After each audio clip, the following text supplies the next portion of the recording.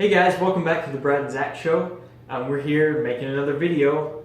We just wanted to make another video in response to some recent things President Trump has said concerning firearms. Yeah, so the last video that we made was about gun control, and since we made that video, a few more things have happened in the public realm that we just thought we may educate you guys about and provide our opinions on them. So without further ado, let's get into it.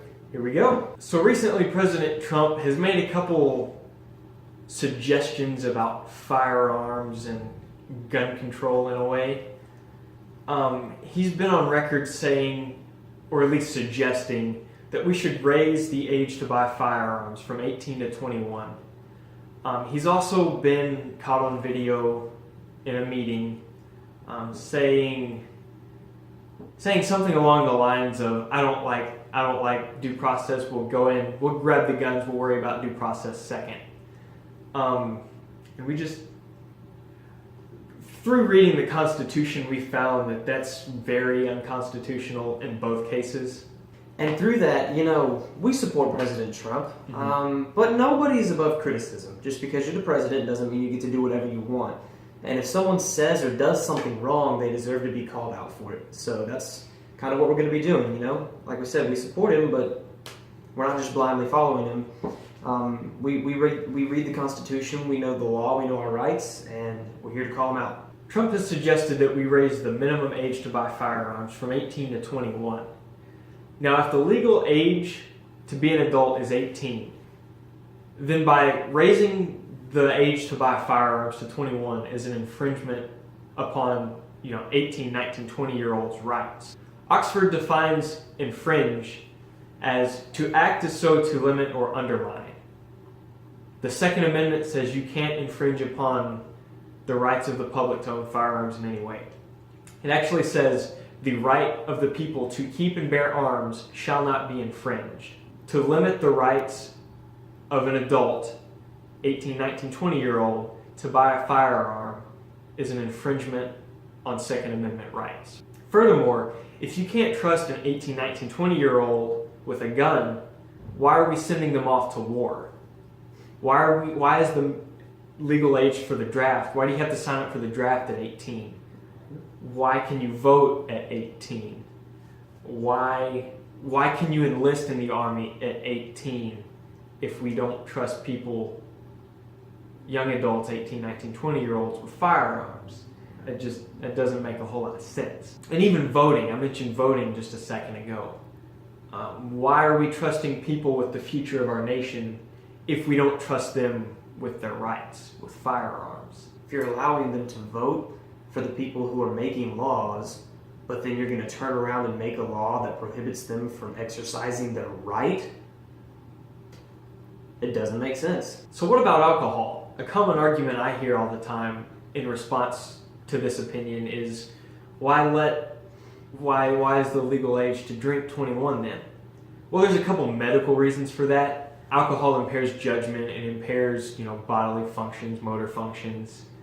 And even up until 21, your brain is still developing. The part of your brain that's developing is the part that affects decision making and logic. And alcohol can stunt that. It greatly affects that if it's not fully developed. Guns maybe cause the spike of adrenaline, when you're shooting them, but not enough to impair, motor functions, motor skills, not enough to impair judgment.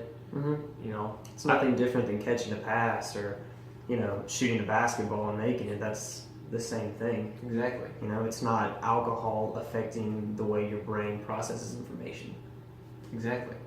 I love shooting guns, but whenever I'm at the range, never once have I been outside of my right mind.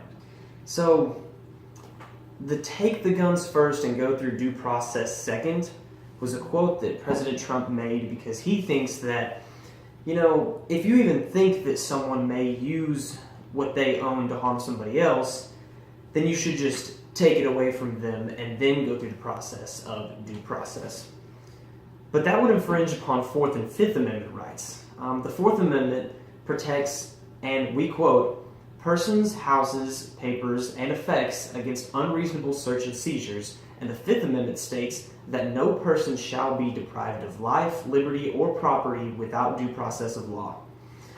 Furthermore, to search and go through someone's things, you need a warrant. Legally, you have to obtain a warrant, and you have to obtain a warrant by proving in court of law that someone has the intent to harm someone, or you have to give a good enough reason for the police to go and search someone's house.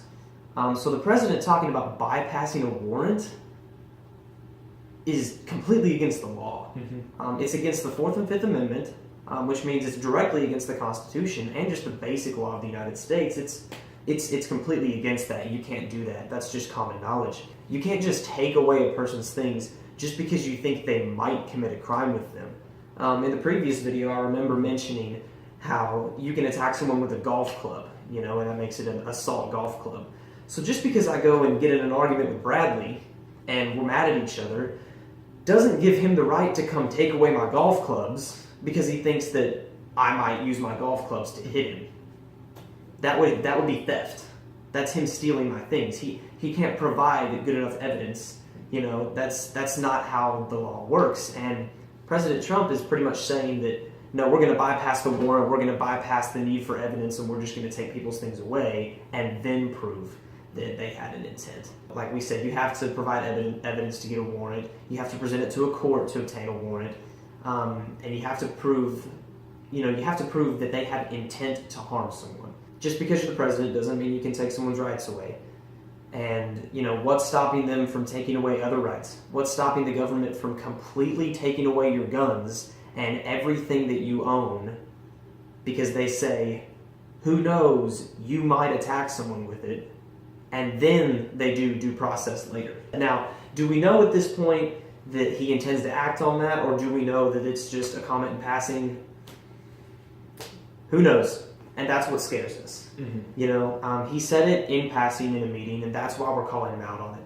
Being the president, you can't just say, we're going to disregard the law, and we're just going to take away people's stuff, and then prove that they have an intent to harm. Which leads us to a very serious topic that everybody needs to know about considering specifically gun control. Bradley? Yep. So this video was originally going to be a lot shorter. We were actually going to end it there. Correct. Until the other day, Zach informed me of a bill going through the House of Representatives right now. I don't know when the vote is, when they're going to, deliberate on it. But I know it's been introduced. A bill has been drafted, and the text is up on congress.gov, I believe. I'm going to leave the link down in the description. Go check it out yourself. Form your own opinion. But we just think it's unconstitutional. The short name for it is the Assault Weapons Ban of 2018. And this effectively bans all assault weapons. So the term assault weapon is very broad in this bill. It defines anything semi-automatic that has a detachable magazine, or fixed magazine holding more than 10 rounds.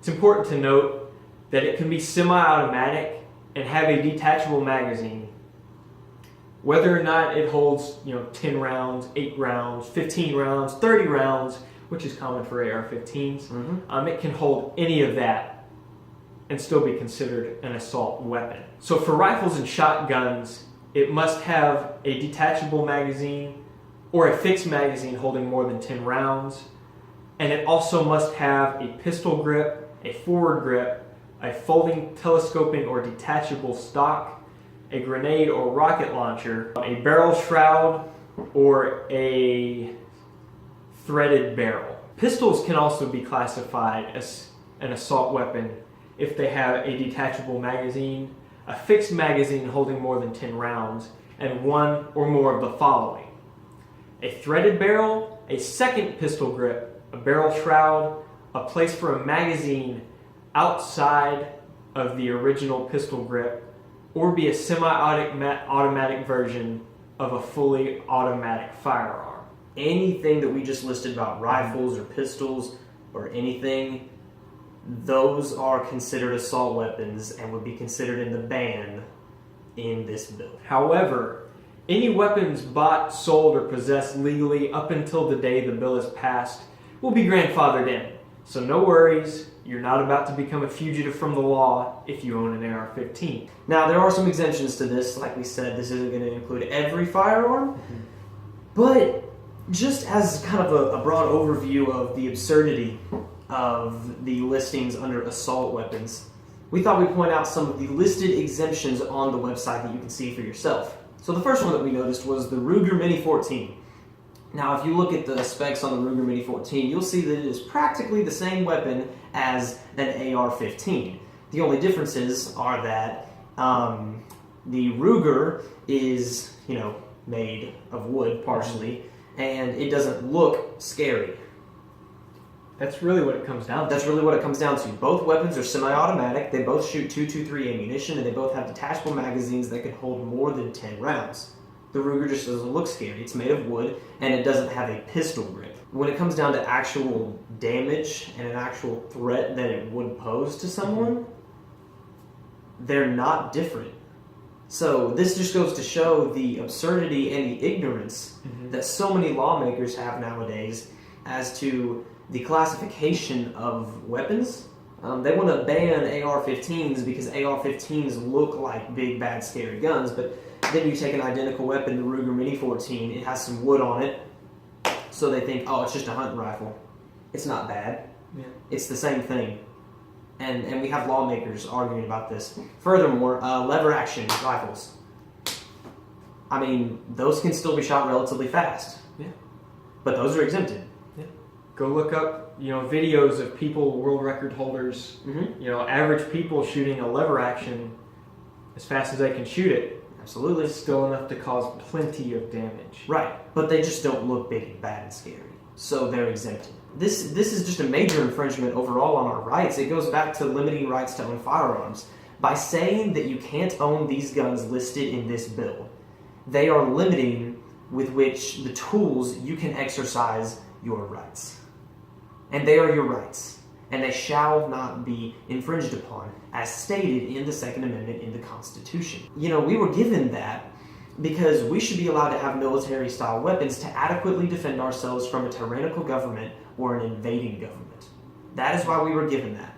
And now, the government is becoming so huge and is becoming tyrannical by trying to take away our rights, by trying to take away these weapons that, they obviously have ignorance upon, and that the Constitution clearly states that we should have, and that is not up for debate. So the reason that we were given this right was to protect us against a government that is doing exactly what it's doing right now. Exactly.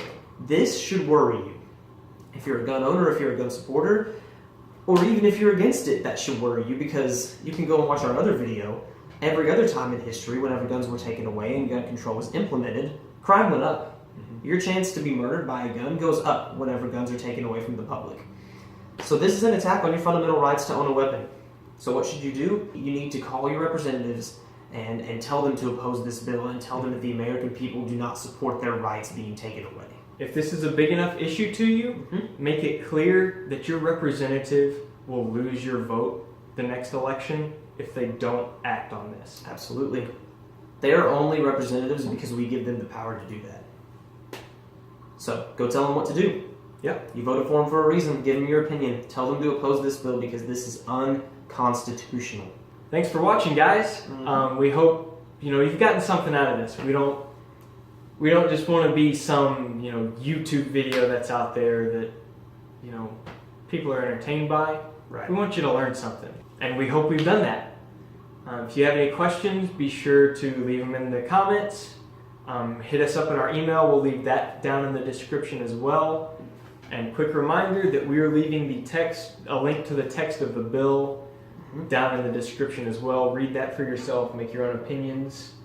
I'm sure you'll find that this bill is just as unconstitutional as we've said it is. Exactly.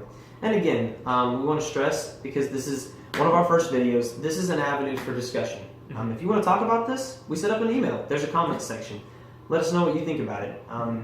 this video was mainly made for more educational purposes, just an update on things that have happened since the last video. But we also really wanted to stress that it's unconstitutional. We don't think there are opinions on that. No. That's just an objective fact stated in the Constitution, and we're big supporters of the Constitution. So, but we're always up for discussion. So Yep. let us know what you think. We hope you enjoyed it. Exactly. See you next time.